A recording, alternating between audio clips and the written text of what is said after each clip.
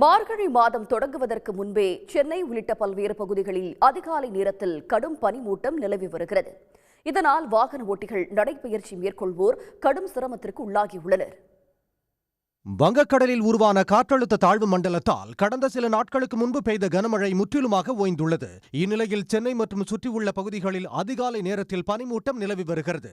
குறிப்பாக கடற்கரையை ஒட்டிய திருவொற்றியூர், எண்ணூர், மெரினா உள்ளிட்ட பகுதிகளில் காலை 8 மணி வரை பனிமூட்டத்தால் கடும் குளிர் நிலவுகிறது.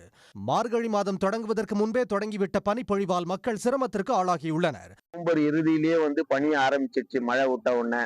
இதனால என்ன ஆகுதுன்னா, வாக்கிங் போறவங்க எல்லாம், அதாவது நடைபயிற்சி பண்றவங்க, உடற்பயிற்சி பண்றவங்க எல்லாம் வெளியில வர்றதுக்கு இந்த கடுமையான குளிர்ல ரொம்ப கஷ்டப்படுறாங்க. பீச்ல வாக்கிங் வர்றதுதான். ஆனா நாங்க ரெகுலரா வரும்போது பாத்தீங்கன்னா முன்ன இருந்ததோட இப்ப நம்ம மார்கழி மாசம் அப்படி இப்படின்னு சொல்லுவோம் முன்னையெல்லாம். ஆனா இப்ப குளிர் முன்ன மாதிரி அதிகமா தான் இருக்கு.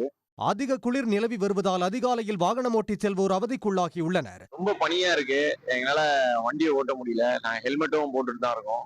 ஸோ என்ன சொல்றதுன்னா, வேலைக்கு காலையில நாங்க போறோம், பட் இருந்தாலும் குளிர் தாங்க முடியல. இந்த டிசம்பர் மாசம் ரொம்ப பனியா இருக்கு. வேற சென்னை மற்றும் புறநகர் பகுதிகளில் அதிகாலை மற்றும் மாலை நேரங்களில் சில்லென்ற குளிர்காற்று வீசுவதால் குழந்தைகள் மற்றும் முதியவர்கள் ஸ்வெட்டர் போன்ற அடர்த்தியான ஆடைகளை அணிய தொடங்கியுள்ளனர். உடனுக்குடன் செய்திகளை தெரிந்து கொள்ள சன் நியூஸ் பெல் ஐகானை கிளிக் பண்ணுங்க.